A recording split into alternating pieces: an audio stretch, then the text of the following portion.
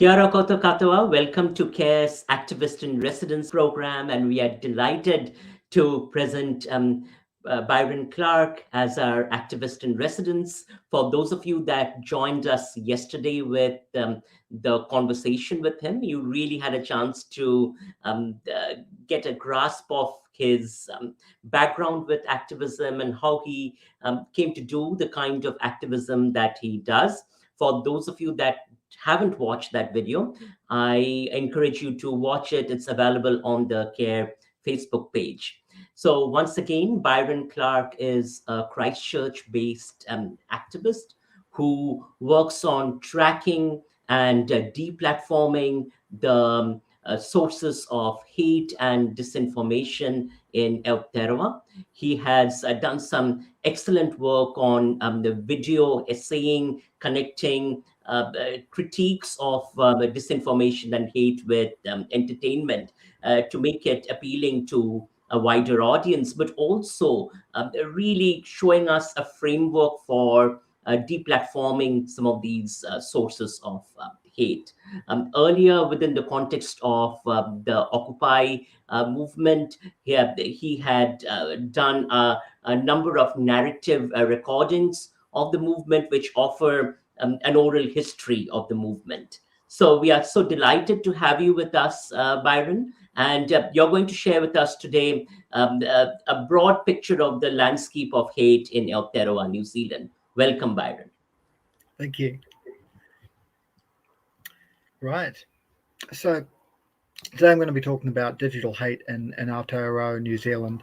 Of course, since we're doing this remotely, you're all watching the presentation online right now, but I have included a link there and a QR code that you can scan if you want to view it on another device there, because throughout the presentation I've included links to material that's online if you want to explore some of the things I'm talking about further, as well as there's a few books in there that I recommend. So I've given you the link there so that you can go back and look later if you want to get that information there. I'll also give a warning. It's difficult to talk about a topic like this without making reference to some of the hateful things that people are saying. So there may be a little bit of content in here that is upsetting or may make you feel quite angry. I think that's a perfectly reasonable response to have to hate. I've tried to minimize the amount of that I'll show, but it will come up a little bit, and probably more so if you follow some of the links in there to look at some of these other sources there. So be aware of that. So I'm going to start by giving a bit of a background to the far right online. So the far right actually realized the value of the internet for propaganda and recruitment very early on. One example is Stormfront, which is a far right forum that was started in 1995. This is a time when very few people were even on the internet yet, but the far right had a presence there. The website Stormfront's been linked to almost 100 racially motivated murders. Further reading the book Cyber Racism, White Supremacy Online and the New Attack on Civil Rights by Jesse Daniels is a book that I would recommend for getting some of that history there of the far right online. Stormfront users were encouraged to spread white supremacist propaganda on other websites, targeting people who weren't already white supremacists. So you're unlikely to end up on Stormfront unless you had already became somebody indoctrinated with that worldview, probably offline. So users of Stormfront would encourage their community, as it were, to spread these ideas elsewhere on the internet. And that brings me to 4chan, which was founded in 2004, another forum site based around anonymity and a laissez-faire attitude towards content moderation. So there were very few rules that people had to adhere to when using the forum on 4chan, and content wasn't really moderated. So you could say just about anything with very little accountability, or post just about anything. And it was when they introduced a sub-forum, a discussion board for politics called Poll, or Politically Incorrect, that white supremacy really started to spread on 4chan. It became a place where if you weren't a white supremacist, you probably would rather go and talk politics somewhere else, like on Facebook or Twitter, because most of the people on 4chan were people who were white supremacists or otherwise on the far right. It meant, though, that if you were a 4chan user who wanted to discuss politics, you'd encounter these views as if they were normal, as if they were just another legitimate political ideology that people hold. It was also largely through 4chan that the far right began to infiltrate subcultures, particularly the largely online culture around video games. So racist humor, which was seen as edgy for transgressing social norms, became common in these subcultures and had the effect of normalizing racism among that community. Some further reading on that, the book Kill All Normies by Angela Nagel, subtitled there, Online Culture Wars from 4chan and Tumblr to Trump and the Alt-Right. There've been some criticisms of the book and of some of Nagel's other views, which I'm inclined to agree with a lot of those criticisms, but nonetheless, I still see this as quite a useful book for understanding how that happened in the 2000s and early 2010s.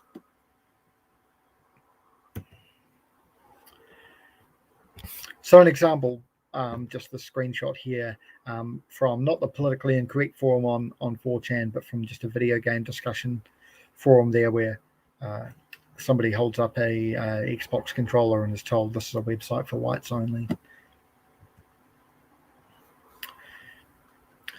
Brings us to 2014 and the Gamergate controversy that breaks out.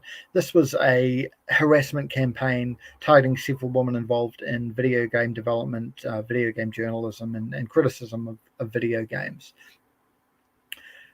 Threads related to Gamergate were actually banned from 4chan. It was, despite their laissez-faire attitude towards content moderation, that this was a line they drew because it was having such a negative impact on, I guess, on the women who were being harassed, but also it was portraying, people who were in that video game subculture in quite a negative way.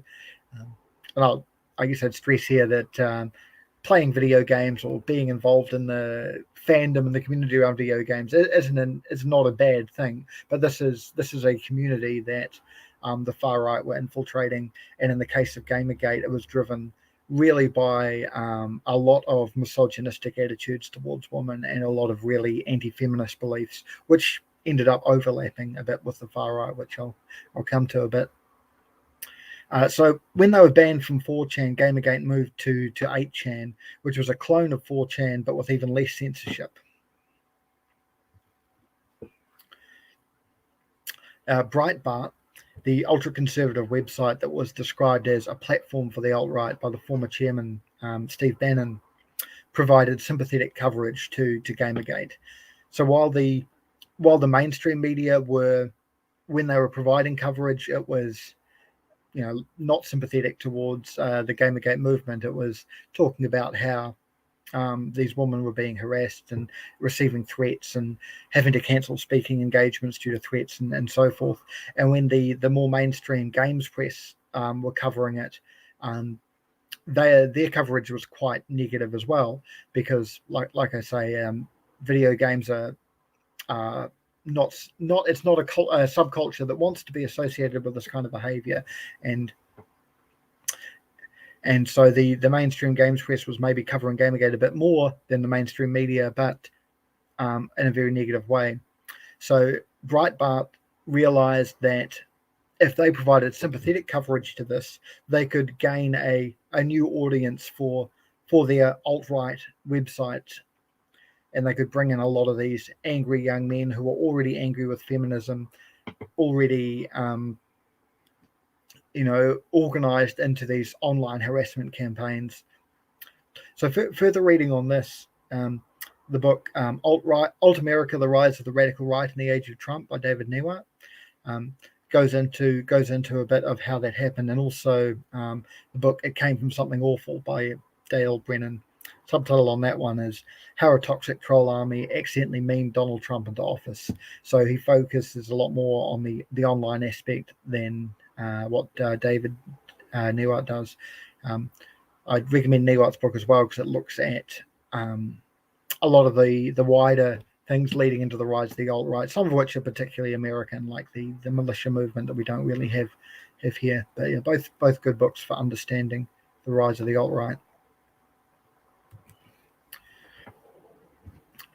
So looking at how that video game subculture became infiltrated and started to normalize some of the language of hate. There was this controversy around YouTuber Felix Kjellberg, better known by his online persona of PewDiePie, who used a racial slur in one of his YouTube channels and then received some negative coverage for that in the media, because he was quite popular and well known by this point. And then if we look here, we see another far-right website, the Daily Stormer, calling themselves the world's #1 PewDiePie fan site. And what they're referring to there is that they appreciate that somebody who is very popular, has a very large following, is normalizing things like the use of racial slurs. And an example there of a tweet there where somebody is replying saying, it's not like he actually did anything wrong. He said a gamer word once during a video game. So this racial slur that he'd used had become known as a gamer word because it had become so common within that subculture just to casually use racial slurs. So this is that normalization of hate, making it look like it's not a big deal to, be using that kind of language. A video I'd recommend there is one called "The Pewdie Pipeline: How Edgy Humor Leads to Violence" by a YouTuber called Non-Compete. So it looks at what I've been talking about here, this normalization of hate and how that can bring people into the far right in a way that people come in not realizing that that's what they're getting into at first, but then slowly over time, as hate becomes normalized, finding it a reasonable thing to do to be joining like white supremacist organizations. So yeah, very good video there. And then you may be familiar with this meme that came about, the phrase "subscribe to PewDiePie." And that started when at one point, when I talk about PewDiePie being popular, he was at one point the most subscribed YouTube channel.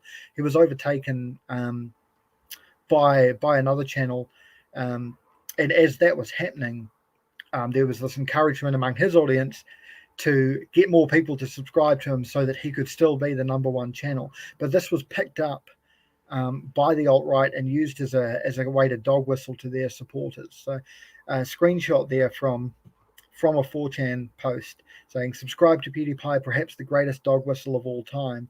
Something so benign and trivial allows for the perfect plausible deniability. Positive and neutral comments on social media can end with subscribe to PewDiePie to infer a much more politically incorrect tone to people who are in the know. When a leftist calls you out for using it, you can feign ignorance and claim you simply enjoy his content. It's brilliant." You may remember that it was reported after the Christchurch shooting that the shooter began his live stream with the phrase, "Remember, lads, subscribe to PewDiePie." And this is what he's referencing here. This alt-right meme that has a meaning that's known to the alt-right, but not necessarily known to people outside that subculture, or if it is known, they don't think of it as anything other than somebody encouraging people to subscribe to this popular YouTuber, which is the way a lot of people use the phrase as well, so they could hide behind that plausible deniability that's talked about there. Some recommended viewing on this topic, the video "Decrypting the Alt-Right: How to Recognize a Fascist" by Natalie Wynn. So that looks at these memes and the language that's used by the alt-right online, and how they hide behind this so that people outside that subculture don't really understand what they're saying and what's going on. I definitely recommend watching that.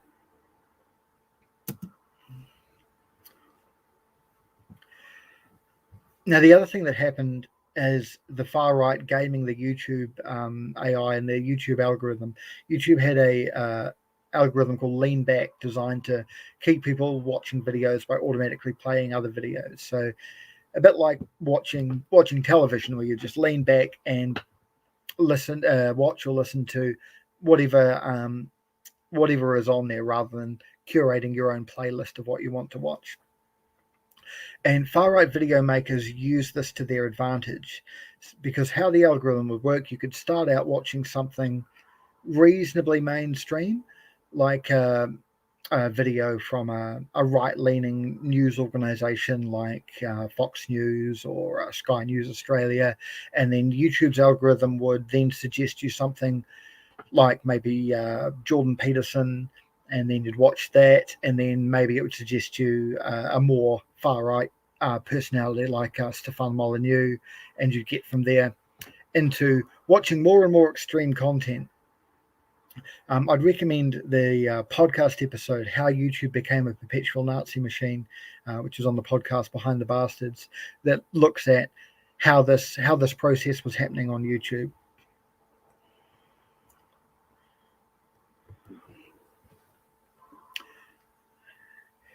The comment there before, cultural normalization by mainstream actors is such an important aspect. Love to know your thoughts on News Talk ZB.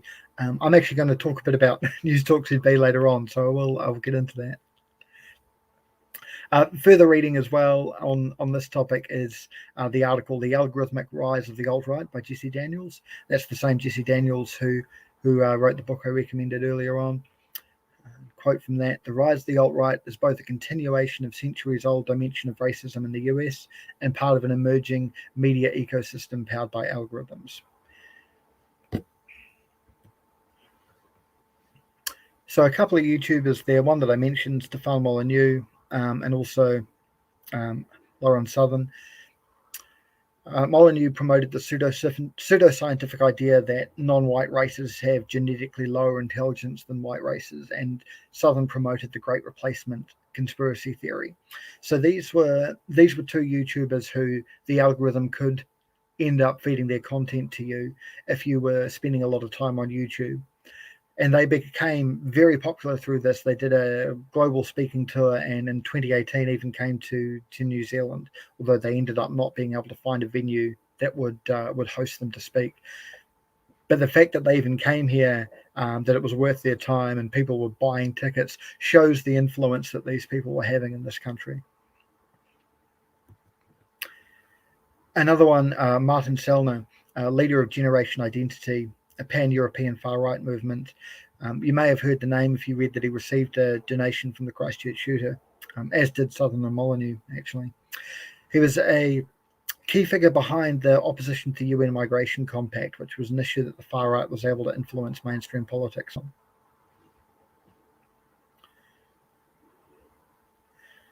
Question about a book list being added later. I think we could do that.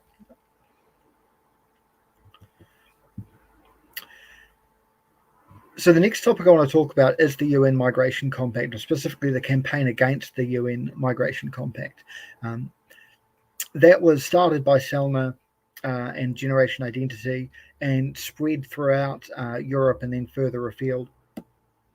So the UN Global Compact on Safe and Orderly Migration was an agreement signed by most of the world's countries, and it was written up following the refugee crisis in 2015, and it's essentially about people's human rights being protected when they cross a border, and upholding existing international law around asylum seekers and so forth.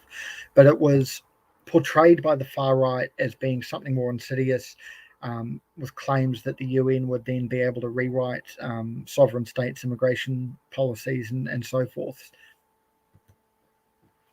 So the campaign got all the way to New Zealand and brought together some key figures on the far right. So in the picture there, which is from a rally held in Christchurch, there's Lee Williams, who's a YouTuber who's also promoted the Great Replacement conspiracy theory. At this rally, he said the people of Europe are being replaced.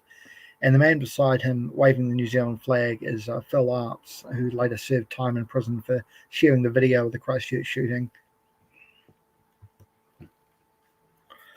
So using social media and talkback radio, as well as a petition to Parliament and a number of rallies, the Far Right campaign succeeded in getting mainstream political parties to adopt their position. So coming back to News Talk ZB, I've got the screenshot there of an article that they published, callers overwhelmingly against New Zealand signing up to UN Migration Compact. That article they've taken down off their website, though you can still find it on the Internet Archive. It's really just a clip that they've made of a whole lot of the calls about this topic, which include one person recommending a Stefan Molyneux video about the UN Migration Compact. So News Talk ZB here ended up becoming a conduit for this disinformation to spread, because the campaign, the far right campaign, had organised for people to call into News Talk ZB and voice their opinion. And through things like that, that's when political parties started coming on board with the campaign. First New Conservative, who are a small right-wing party outside Parliament, but then the ACT Party, and then after that, the National Party. So the National Party started a petition against the compact on their website, which was then removed within about an hour of the Christchurch shooting happening. The Christchurch shooter had also been inspired by the global campaign against the Migration Compact and had written the words, "Here's your Migration Compact," on one of his guns. So there was a minor scandal when it was discovered that National had taken this petition down, because they initially told a journalist from the spin-off that it had been removed a few weeks earlier, and then it was shown that no, it was removed right after the shooting. And it ended up with initially Bridges, who was leader at the time, blamed a emotional junior staffer, but later it was revealed it was actually a former press secretary who then lost his job with the party over this. Further viewing on that topic, including there my first video I made, which I titled "The UN Migration Compact from Alt-Right Meme to Mainstream." This is my first video essay, doesn't have the production values of my more recent ones, but yeah, nonetheless, if you want to learn more about that, that would be somewhere to look.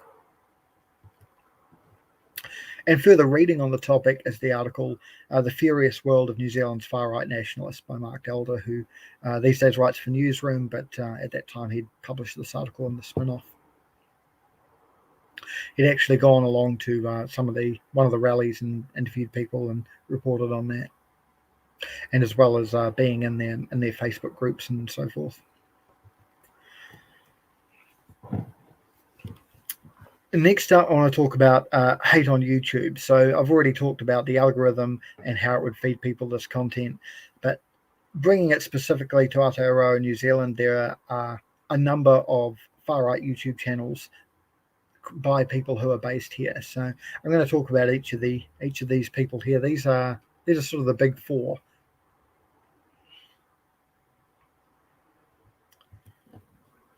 So first up, Lee Williams, who I mentioned before in the photo at the rally against the UN Migration Compact. Screenshot there, an example of one of his videos, "How the West is Destroying Itself with Marxism in the Age of the Feminized Soy Boy." So Lee Williams would promote this conspiracy theory that white men in the West were being deliberately emasculated by a conspiracy of cultural Marxism and radical Islam, and this conspiracy was supposedly in order to weaken white men so they couldn't fight back when their countries were invaded by migrants from the majority world. So it gets a lot at, I see the comment from Kay there about the overlap between racism, Islamophobia, transphobia, because it's really tying in all of these different prejudices into one grand conspiracy narrative. He got a visit from the police following the Christchurch shooting, due probably to the Islamophobic content on his YouTube channel, as well as likely his speech at that rally against the UN Migration Compact, which had been up on his YouTube channel until he later took it down. I think realizing the negative association with Phil Arps wasn't doing him any favors. But he made a video about the police visit, which went viral, It was shared by a lot of overseas far-right personalities, and that led to him gaining an audience of 15,000 subscribers. It was, though, after he made racist videos about Te Pāti Māori MP Wairere Waititi that a petition was started asking his employer to stop employing him. This was started by two Māori women and signed by, I think, about 7,000 people. He subsequently did lose his job. His wife also left him, and he had to sell the house that he had in Rolleston, and he's moved back to the UK. His YouTube channel's still up, but he's deleted most of the content, fearing that it could be used to get his channel banned, because he'd often get short-term bans from YouTube, where he'd be banned from posting on the platform for 2 weeks. The way that YouTube's bans work, you'll get a 2-week ban, and then if you get 2 more strikes within 90 days of that first one, then the channel will be deleted. So Lee Williams and some of these others, they'll get that 2-week ban, and then they can avoid getting a second and third strike, and so they get to keep the YouTube channel. They don't actually face a lot of consequences for violating the community standards. But because of the groundswell of opposition to his channel, such as the 7,000 people signing this petition, I think he's realized that having that back catalogue of hateful videos gives people an opportunity to go in and get him those 3 strikes within 90 days. And so in order to keep his channel, he's removed most of the content, which I regard as a win, because it means that content isn't there spreading hateful ideas. Though it would probably be preferable if his channel was gone completely. One of the few who has been permanently banned from YouTube is Damien Dement, who's an adherent of the Qanon conspiracy theory. This is a conspiracy theory that emerged online around 2017, based on posts first on 4chan, then on 8chan, from somebody claiming to be a government insider with access to secret intelligence there. And this has inspired things like the January 6th riots in Washington, D.C. And it was after that event that social media began really cracking down on the spread of QAnon misinformation. Twitter in particular deleted a large number of accounts, including a few people in New Zealand, including Dement.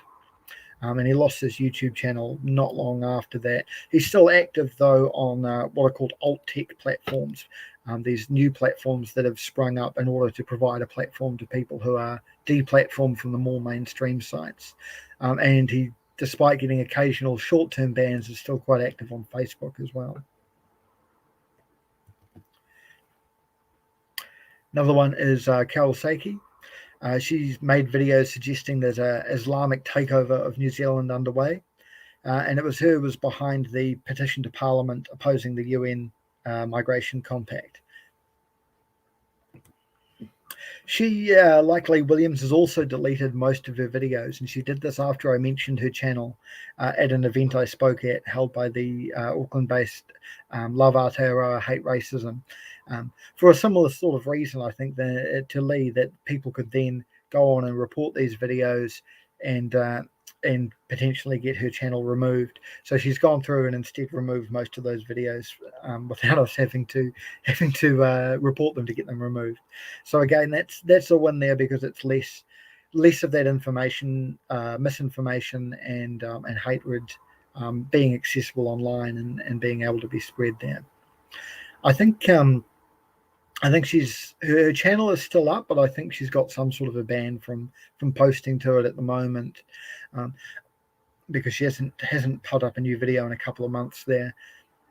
One thing that YouTube is being quite strict on is vaccine misinformation, and a lot of these figures on the alt-right are also adherents of vaccine conspiracy theories. So they're getting warnings and consequences for some of the videos on that topic. The next one is Terry Opines. He has over 5,000 subscribers on YouTube, and a channel that promotes racism, Islamophobia, transphobia, misinformation about climate change and other topics. He's very careful with how he says things, so he's experienced very few consequences for his content.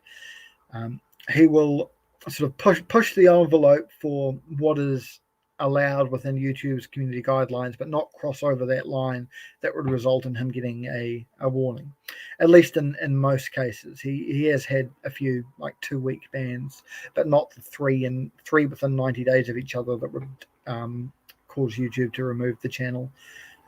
He also has, I think, a particularly Islamophobic video he made on the uploaded on the second anniversary of the Christchurch shooting, which YouTube has not removed, but they have put a warning at the start and restricted it to people who are over 18. But unfortunately not actually removed it, because, like I say, he's very careful with how he words things so that he can spread hateful ideas without being so openly hateful that it's a clear violation of those community standards.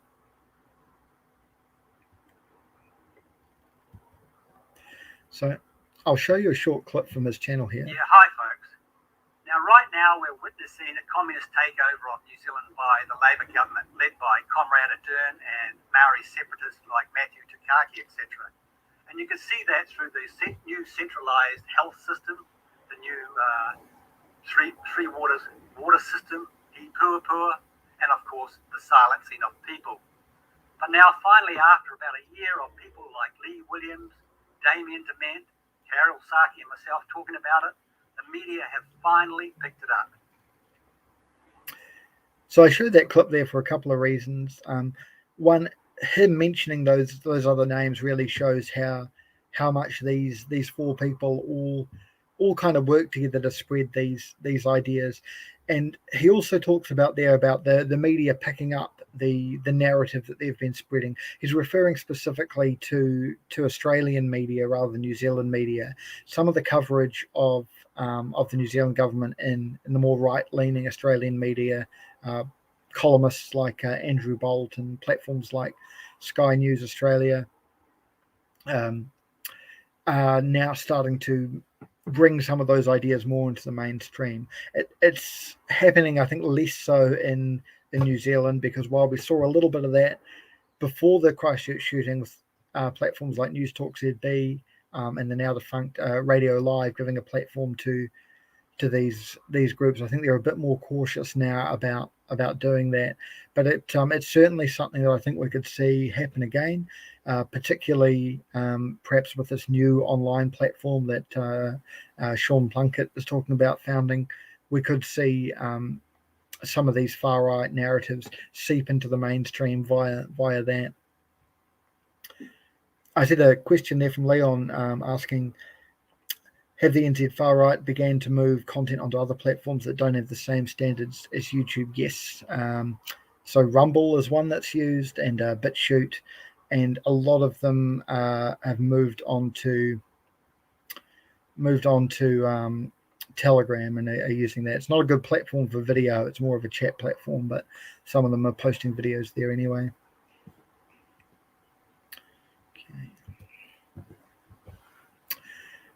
And now hate on Facebook. So a number of Facebook pages promoting hate are run by people in New Zealand. And the people behind these pages create new ones when Facebook removes their page and gradually learn how to avoid their pages being removed. So a couple of screenshots there, one from a now defunct page called WTF Jacinda Ardern.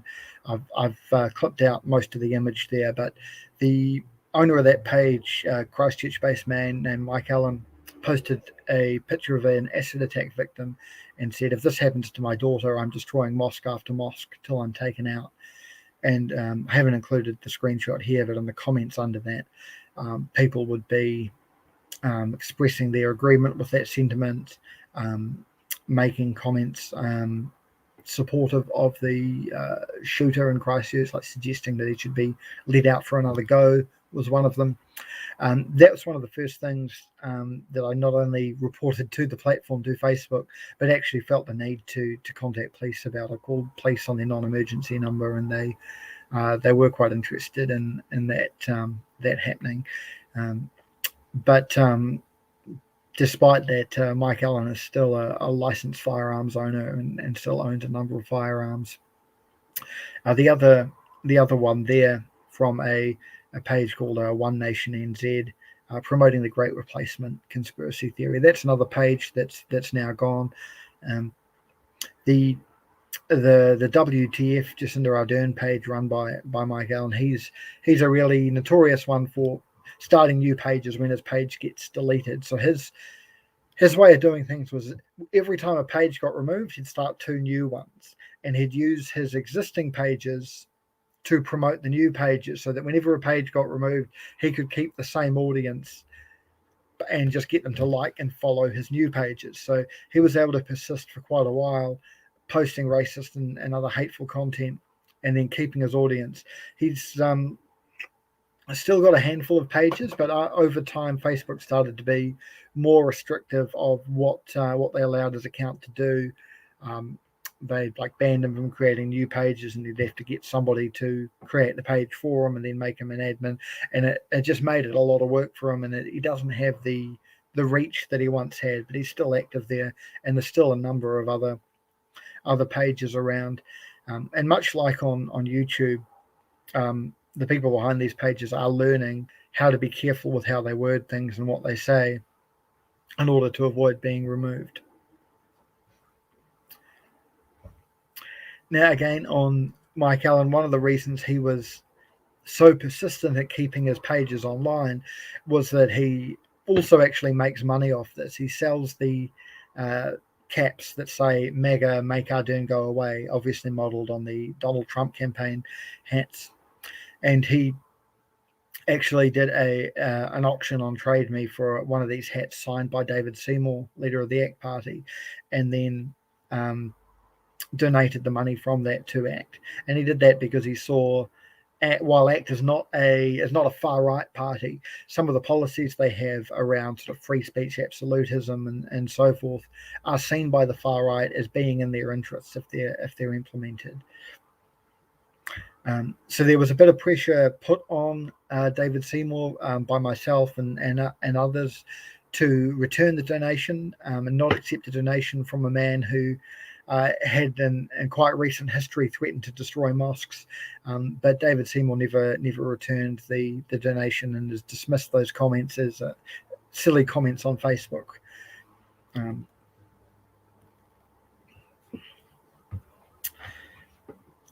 That covers it for hate on Facebook. I'll talk a bit about Action Zealandia.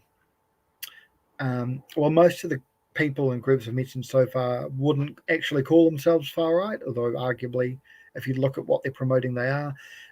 They prefer terms like patriots or conservatives, whereas Action Zealandia are an openly white supremacist group. Further reading on them, the article, "I Spent 6 Months Undercover in a Neo-Nazi Group and It Was Not Fun" by Elliot Ware. Ware is a student journalist for the Otago University magazine critic, and he actually infiltrated Action Zealandia, spent half a year in there and then wrote about the experience.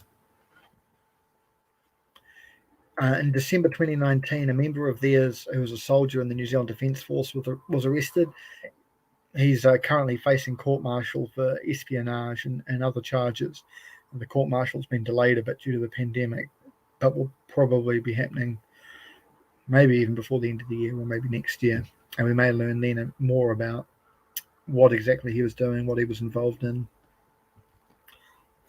Action Zealandia leader James Fairburn, who's been outed as their leader despite the fact that they make a real effort to hide their identities, was also a member of the military, though he has since left. Overseas, we see far-right extremist groups encouraging their members to join the military in order to gain access to weapons and training. And I've linked an article for further reading on that, Inside the US Military's Battle with White Supremacy and Far-Right Extremism, by Jeff McCausland.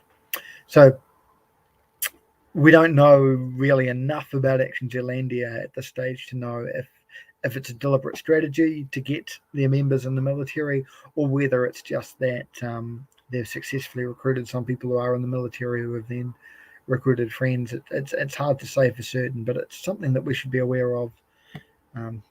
and I think it is something that law enforcement and potentially even SIS and GCSB are aware of, because Action Zealandia are probably the most dangerous of the people I'm talking about here.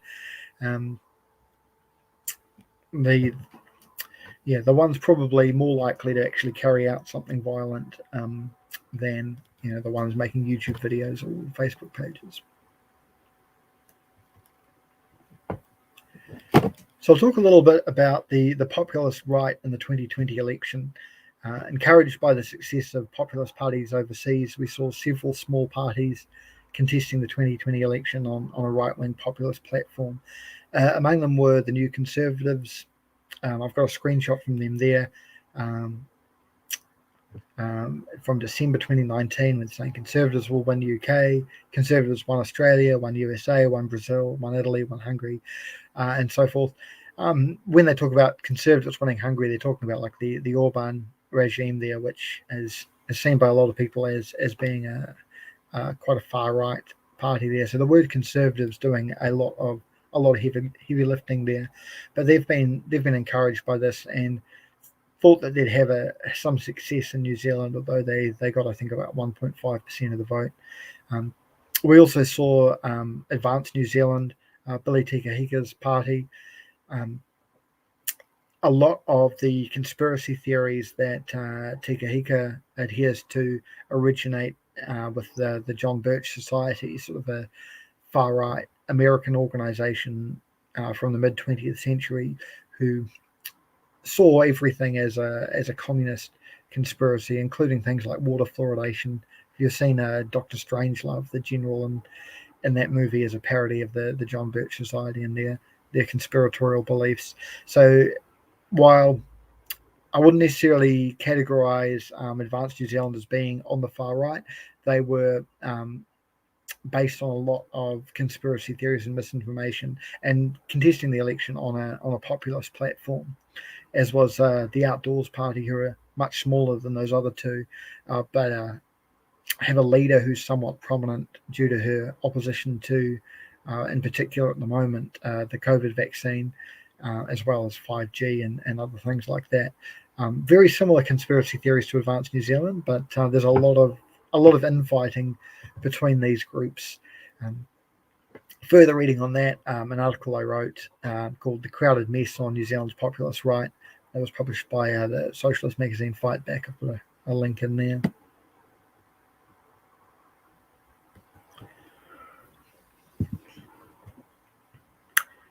Next up, I want to talk about fake news. So after the 2020 election, much of the populist right pivoted from that kind of political activity to creating alternative media. Most significantly, Talanoa Sao on Up the Television and Counterspin Media on GTV. Further reading on this topic, an article I wrote for David Farrier's Webworm called New Zealand's Fake News, which I look at both of these shows here. So Talanoa Sao is on UPNA. The three hosts are all former candidates for the New Conservative Party, including former Deputy Leader Elliot Ekeley. Damien Dement, the Qanon conspiracy theorist I mentioned earlier, has appeared as a guest on the show. And the producer of Talanoa Sao is Roy Counts, who has also appeared as a guest on Counterspin Media. I was hoping by this point I could talk more about the Broadcasting Standards Authority complaint that I made about the episode of Talanoa Sao where Dement appeared, because he promoted a number of conspiracy theories about the COVID-19 vaccine and some other issues. So I made a complaint that this was a breach of the accuracy standard that news programs and informational programs are required to adhere to. But BSA complaints are a very, very slow process, so I don't have their final ruling on that just yet. But I definitely encourage people to use the BSA in the case of Talanoa Sao, because if they were just online, they wouldn't have these things to adhere to. But because they are on broadcast television, they need to adhere to those standards. Counterspin Media is entirely online, and it streams on GTV, the network founded by former Trump advisor Steve Bannon, who I talked about a bit at the start of this presentation, also the former chairman of Breitbart News, as well as billionaire Guo Wengui, also known as Miles Guo. And Guo is at the quote, at the center of a vast network of interrelated media entities which have disseminated online disinformation and promoted real-world harassment campaigns, according to a report by Graphica Research looking at GTV and his other media properties there. GTV is so associated with fake news that if you share a link to a GTV video on Facebook, Facebook will automatically delete that link and then impose some restrictions on your account. So the videos that Counterspin Media makes, they do have a YouTube channel, although they avoid posting some of the episodes there. They mostly they mostly use Rumble and of course GTV itself as a platform for hosting their content, and then they promote it in a Telegram channel.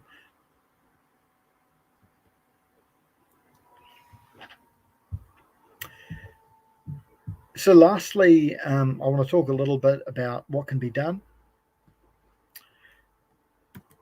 I think the big one is deplatforming. So if these people lose their platform, they lose the audience that is getting this misinformation or this hateful ideology. So getting people removed from Facebook or YouTube for violating those community guidelines, or in the case of things that are broadcast on television, using things like the Broadcasting Standards Authority to uphold complaints around accuracy if they're spreading misinformation. Deplatforming does mean that they go to these smaller platforms, so they lose a YouTube channel, for example, and then they go to Rumble, or they lose their Facebook presence and then they go to Telegram. But when they go to these alternative platforms, they have a much smaller audience. So I think it's still worthwhile to get them removed from the mainstream platforms where they could be encountered by somebody who is not deliberately looking for this kind of content, but has it fed to them because it comes up in their Facebook feed or YouTube's algorithm plays it for them. If they're confined to the alternative platforms, they'll be found only by people who are already looking for that kind of content. Secondly, I think there's a real value in public criticism of these people. There's an attitude a lot of people have that talking about them or talking about what they're saying is just promoting them or spreading their ideas further. I don't really agree with that, because I think when we ignore them, they grow over where we're not looking at them. They slowly grow their audience. Whereas if we're publicly criticizing them, we're bringing them to the attention of people who will be critical of them and will report their content, for example. So one of the reasons that these groups and these individuals aren't getting deplatformed is if everybody who is watching their content on YouTube or following their Facebook pages agrees with the things they are saying, they're not going to report them for a violation of community standards. So public criticism brings people in to report it. And in the examples I talked about of Lee Williams and Carol Saiki, where I've publicly criticized Carol Saiki and where others have publicly criticized Lee Williams, that's resulted in them taking down a lot of their content because they're aware of the potential consequences of that, whether that's losing those platforms or in the case of Lee, losing his job and his wife.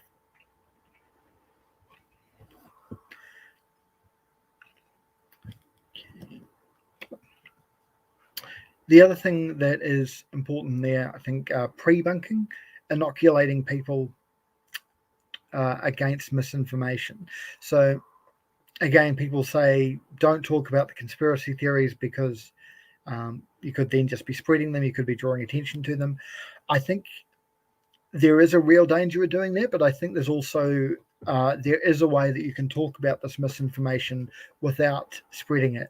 It's good if the first time somebody encourages misinformation, like say something about the COVID-19 vaccine, if they're encountering it in a way that is showing them that this is misinformation, this is false, and this is, I think, something that can be done in the case of hateful content as well. Like, if people are aware of the misinformation and the hateful narratives that are being spread before they encounter them in the wild, they might be more likely to think critically about them when they do see them. I guess we can open up to a few more questions there. I see there's one there from Leon. Is there a danger with deplatforming that they go onto other platforms that aren't well monitored, go into their echo chambers, and we may miss some awful event being planned? I think there is a danger there. I think the advantages of deplatforming is it stops the normalization of these kind of hateful ideas, and it means there's a smaller number of people involved in this kind of far right ideology if they can't spread further. But there is that risk there still if there are even a small group of people in a group further radicalizing each other. You don't need a lot of people to have a terrorist cell. You need a lot of people if you want your right-wing populist party to get into parliament. But if you're planning to conduct some sort of atrocity, you don't necessarily need a lot of people there. I think that when it gets to that, it's really a case for more law enforcement and that sort of thing to be monitoring that kind of activity, but also investigative journalists like Aotearoa has done with Action Zealandia. So I think, yeah, deplatforming isn't going to completely remove the risk of, for example, far right terrorism or other kind of lesser but still significant things like some of the vandalism that Action Zealandia is engaged in, and targeted harassment and that sort of thing. But it's going to reduce the chances of that sort of thing.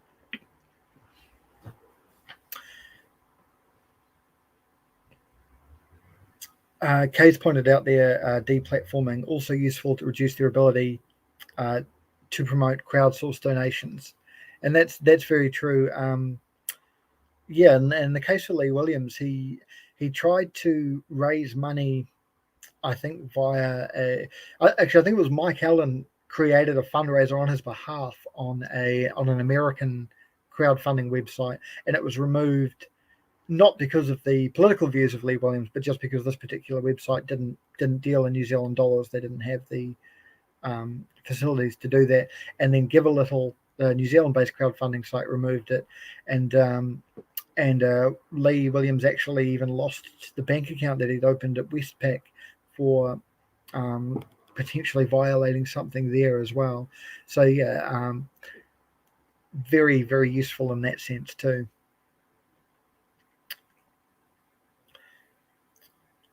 And the question there from Roger, do I have a feeling how many New Zealanders could be sympathetic to these views?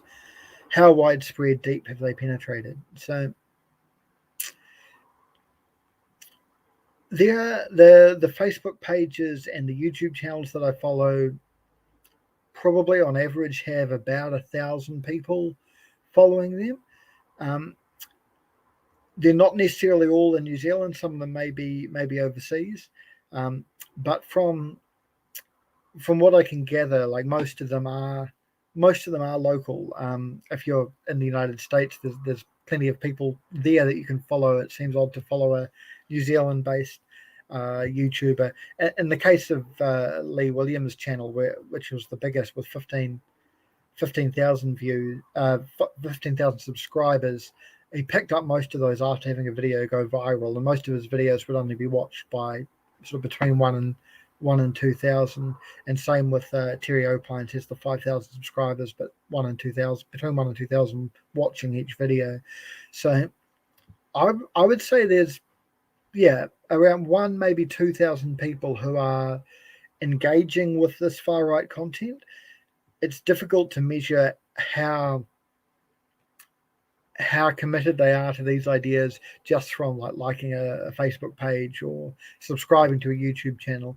But in the case of the YouTube channels, you can see how many people are watching, and so there's a bit there. And I think some of those views are get sometimes push up against the mainstream when they're promoted further by more mainstream publications, like whether it's News Talk ZB or what have you.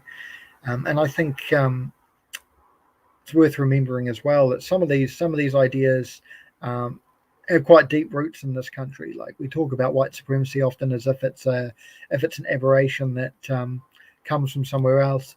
But New Zealand being a white settler colony, white supremacy was almost an official ideology or unofficial ideology of the British Empire, who believed that the indigenous people here were an inferior race who would die out. So I think white supremacy has some very deep roots there, and that's something we need to be aware of as well.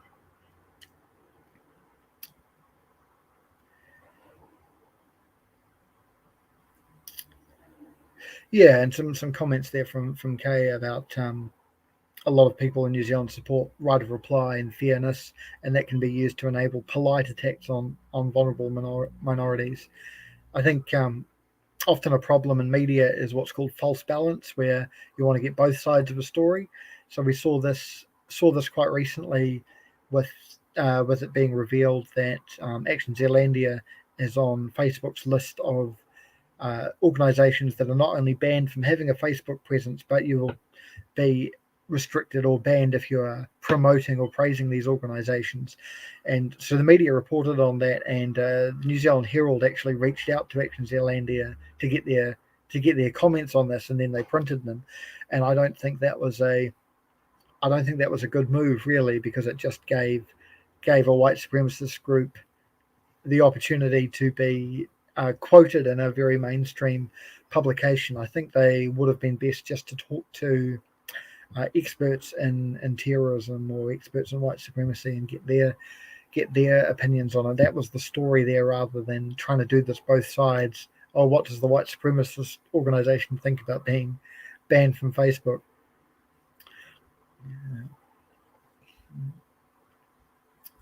And yeah, in the comment there as well, that there's a lot of casual racism that doesn't actively support violence on social media, and I think that's an issue. That's an issue too. The normalization of racism and the normalization of hate.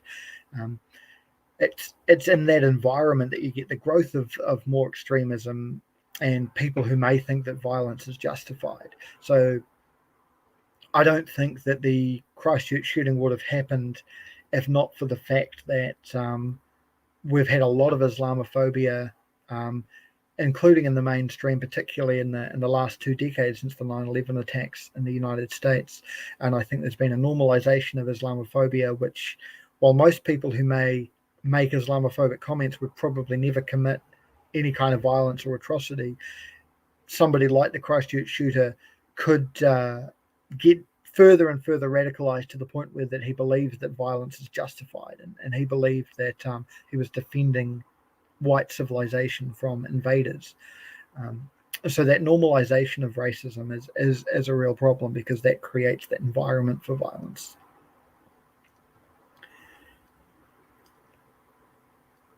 I haven't seen the report that Leon's linked there in the comments, but I'll have a look at that. Sounds like an interesting read.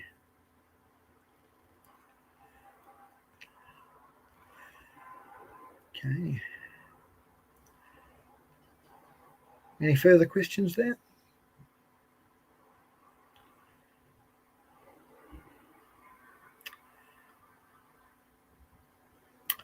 Joe Rogan's podcast. Yeah, I think that can be a little bit of an entry point into some of these ideas as well, because he does have some guests on who promote some some ideas that are adjacent to the far right.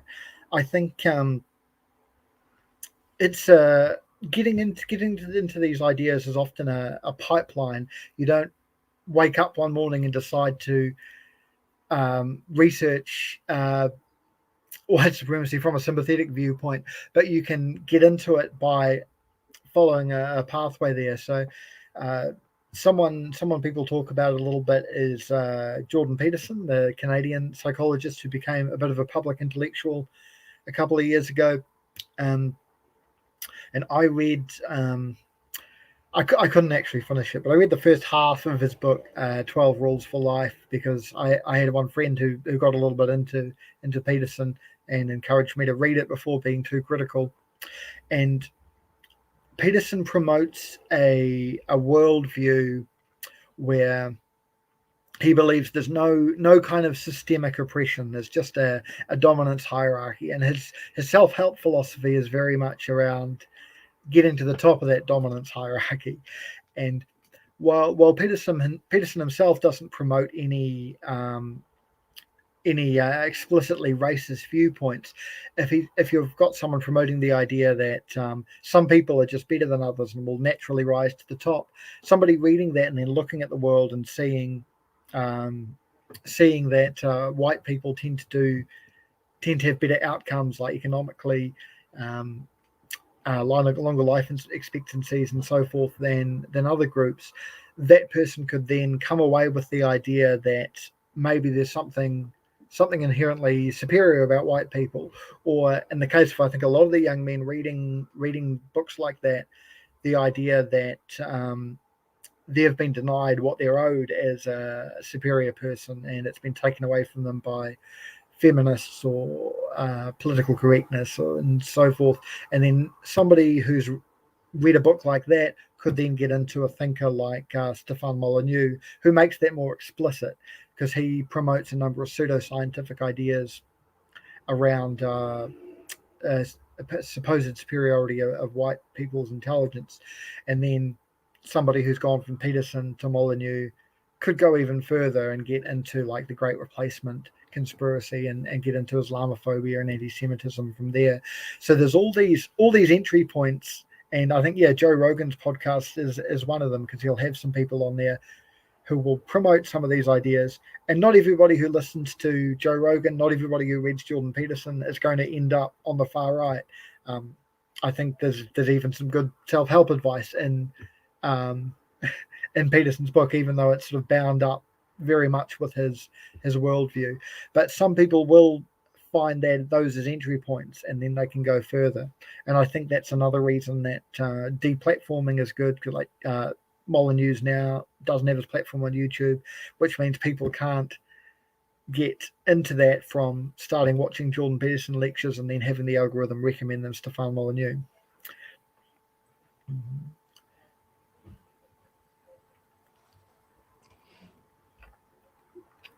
Byron, there is a question from Kay about mainstream politics, and she says, look at what ACT and National try to appeal to. Yeah. So like I said earlier, with ACT, they're not necessarily an ideologically far right party, but a lot of the far right see ACT's kind of free speech absolutism as being in their interests, to the point that Mike Allen would raise some money for them. And in the case of the UN Migration Compact, ACT and National definitely adopted this far right position. I think there's a little bit of dog whistling there to the far right, which has the effect of normalizing some of these ideas. And I think that it's important to hold mainstream politicians to account when they are picking up these ideas and promoting them without really revealing the sources of where these ideas originated from. Something else that is also quite interesting when you analyze the narrative structure is like how you talk about this sense of hierarchy, which is almost normalized, right? But that is also, if you read Ayn Rand, I don't know if you have read Ayn Rand at all, Byron. I'm somewhat familiar, but I haven't actually read the novels.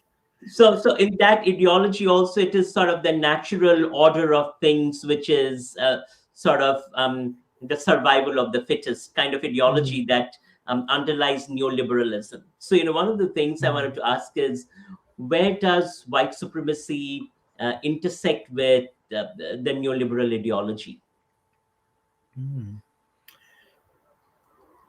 Yeah, so I think in that sense it does. The sort of survival of the fittest belief, and then the idea that since white people are generally the ones in positions of power, that this must be the result of some kind of inherent superiority there, so that can encourage white supremacists there, and then they you can do that only if you ignore the whole history of colonization, of immigration restrictions, and all these things, and you can read that history, and you can see how white people became dominant through colonization, through the oppression of non-white people. But if you ignore that history and just have this ideology that it's just a level playing field, we all have equal opportunities, you can start to believe that maybe there's something inherently superior about your race if you're a young white man who is either someone who is achieving well, or in the case of a young white man who is economically marginalized, who can then be told by some of these influences that they're missing out on their rightful place because of political correctness or feminism or whatever. And I think that's a big recruitment tactic of the far right, because neoliberalism has caused a lot of people to be economically marginalized, including a lot of white people who maybe hold that belief that they should actually be doing better, they should be achieving more. And if they are told by the media they're consuming that, oh, the reason you're not achieving is feminism, it's diversity quotas, it's these sort of things, those people can then channel their anger in a way that is against people who are also marginalized by neoliberalism, instead of looking at that bigger picture there. Mm-hmm. Did you see Leon's comment? He says the Labour government are neoliberals and the far right see them as the enemy. Yeah, and I think that the far right don't necessarily want neoliberal economics. I think that living under neoliberalism creates a way for them to recruit, but I think if they were actually in power, there'd be probably some kind of different economic structure, something a lot more authoritarian. One thing that neoliberalism has done is that in most of the world, it's made migration a bit easier. We no longer have the kind of closed borders that New Zealand had for much of the 20th century with the White New Zealand policy. It's now, if you're wealthy, it doesn't matter where you're from or what your race is. You can come and become a citizen by investing enough money, or if you open a business here, you can come here. So I think if the far right were ever in power, they would be looking at bringing back some of those old pre-neoliberal kind of immigration controls. So they're not necessarily neoliberal in their own ideology, no. Kay made a fascinating point. She says Ayn Rand's The Fountainhead and more recent Terry Goodkind's The Seeker series put a capable white man on a pedestal for his talents and encourages a view that he's a natural leader and people should support his rise. Lots of dog whistles about the type of people who oppose him. Also, like many TED Talks of classic quest myth and how media talk about, as for example, Elon Musk or Jeff Bezos, never talk about the exploited workers enabling the rise. Yeah, I think that's a really good point there. And also, I think in some ways, Byron, that relates to forms of migration. Even as neoliberalism has enabled migration, it has also created these forms of exploitation that, in fact, upholds a lot of the racism and white supremacy of the settler colonial state. Yeah, definitely. Yeah.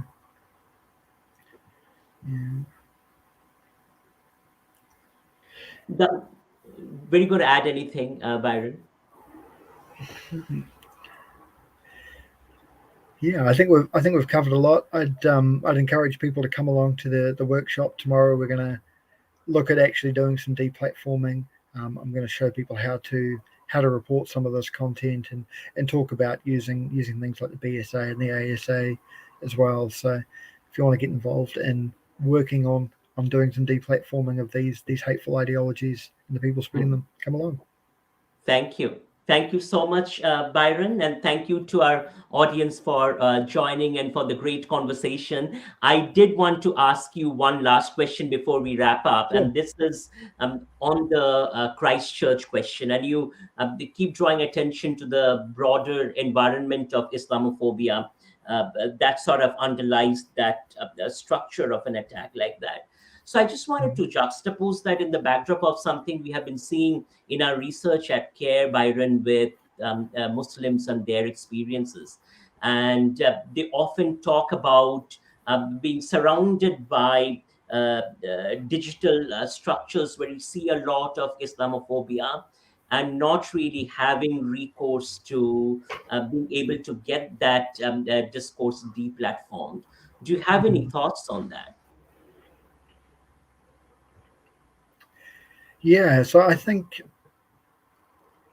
a part of the problem there is that the social media platforms aren't really doing enough to even enforce their own community standards. I think there's an issue there that the people who are promoting this Islamophobia have often learned how to avoid becoming deplatformed by being careful with how they word things. Like one example, one Facebook page that I monitor will only post news articles from reputable sources about Muslim immigrants committing crime, and these are very rarely in New Zealand. They're mostly UK or elsewhere in Europe, and the articles themselves aren't necessarily fake news, so they don't get removed for being fake news. But by only sharing articles about Muslims committing crime, they're creating this narrative that Muslims are people who commit crime. Whereas if you look at the actual crime statistics, you can see that immigrants typically commit crime at a lower rate than like a native born population in the UK or Sweden or wherever. So there's this Islamophobia that is avoiding deplatforming, and I think for issues like that, we need those counter narratives as well. We need that pre-bunking as well as debunking about those issues. We need, I think, as well as deplatforming, we need, I guess, more platforms for people who are spreading the counter narratives, including people who are from these groups, like if it's Muslims or if it's another marginalized group there. The risk with that is that speaking out against hate and against racism and Islamophobia can make you a bit of a target for these people. It's something I've experienced a bit, and I think there's a bit of a risk there as well when the person is themselves part of a group like the Muslim community or another group there that is targeted by these groups, who may get targeted in a bigger way than I am as a white male who is criticizing these things. But nonetheless, I think having that space where people will get those counter narratives is important. And I think an area where more could be done would be creating that space, whether that's through if there's any kind of funding that can be done to have that kind of content. So if there's more of a space on social media for the Muslim community to talk about these issues, so that particularly a non-Muslim audience is getting that narrative as well, rather than just getting an Islamophobic narrative. I think there's also potential for organisations like the BSA, who have some standards for broadcast television, and the ASA for advertising. But these are all things from the pre-social media era, so they don't cover things that are online, even if they're created by people in New Zealand and shared with the New Zealand audience. So potentially some of those institutions could be updated to be able to enforce standards on things like online video as well. I don't really have a blueprint for what that would look like or how it would work, but I think it's a discussion that should be had. And then thank you for pointing to that policy context, because similarly in our work, we have heard participants talk about what is the role of the Human Rights Commission and the race relations, the commissioner, for instance, and is there enough being done within that context? I think those kinds of questions need to be asked from a policy standpoint as well. Yeah, definitely. Kia ora. Great. Thank you so much, Byron. It was lovely Thank to you. have this talk. Thank you to our audience for joining. So the workshop is tomorrow. Richard, can you pull that up? So it is tomorrow, Thursday at 11 a.m. And then we will launch our white paper on Friday. So hopefully you can join these events. Thank you once again, Byron. And Thank you. Thank you for hosting. hopefully we can continue these conversations. Great.